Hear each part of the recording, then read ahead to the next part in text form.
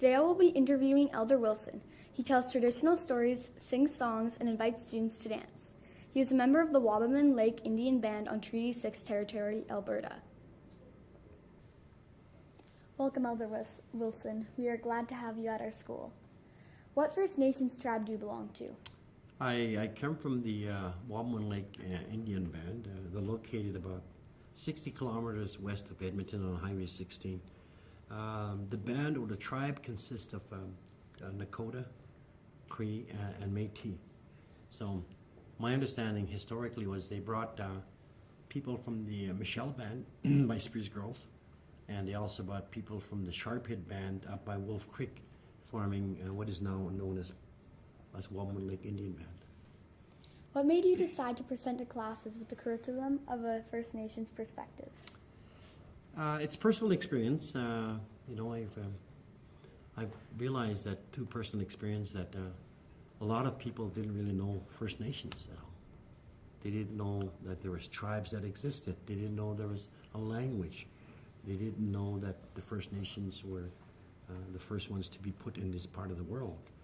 And so, and I figured that I should share the stories that I have with all the kids, and because it's important that we have a good understanding of who we are, but not only that, but of where we live and where everybody else lives.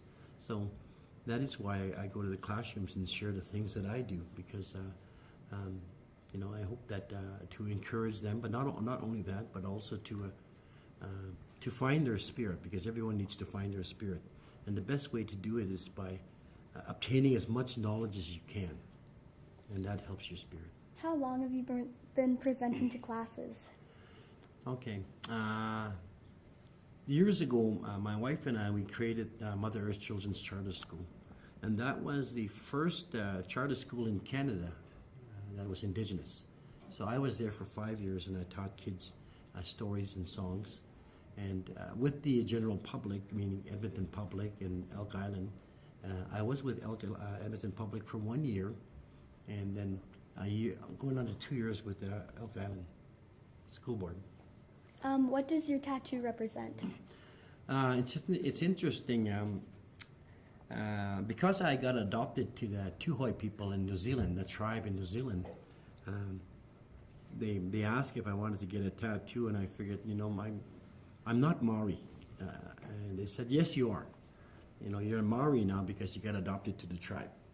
And so then I got this tattoo, and what it does is it represents their creation story.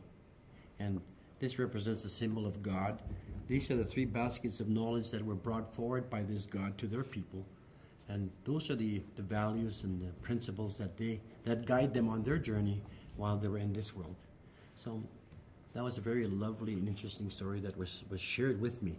So every time people ask me what the tattoo means, I would tell them, well, it's the connection between this world and the spirit world. What is your favorite part about your job? My favorite part of my job, it's okay.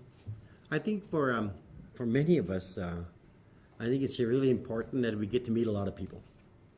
The more people we meet, the more experience we learn about them sharing stories with us, or giving us lessons. So, working for Elk Island, the most amazing thing, first of all, is meeting people, but working with kids from kindergarten, elementary, and high school, and to be able to bring that different perspective of understanding.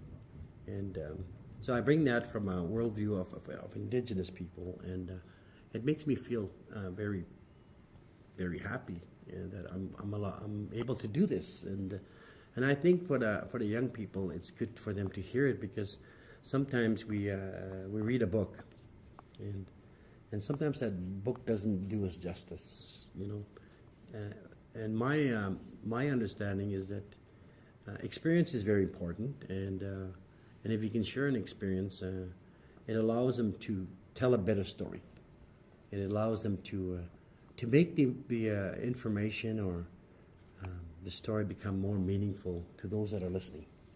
When I go into the kids, the kindergartens, they love to do the song and dance. So after they sing and they dance, I tell them, people always ask First Nations, how do you sing and how do you dance? So I tell them the story, and next thing you know, they're singing my songs that I made, Dakota songs, and they love it. So, and every time I leave there, they want to let me leave. Saying, stay.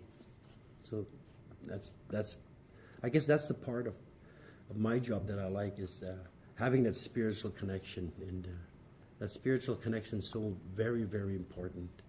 That's what makes us happy. That's what makes us who we are. Well, thank you for joining us today. Well, thank you very much. I enjoyed talking with you.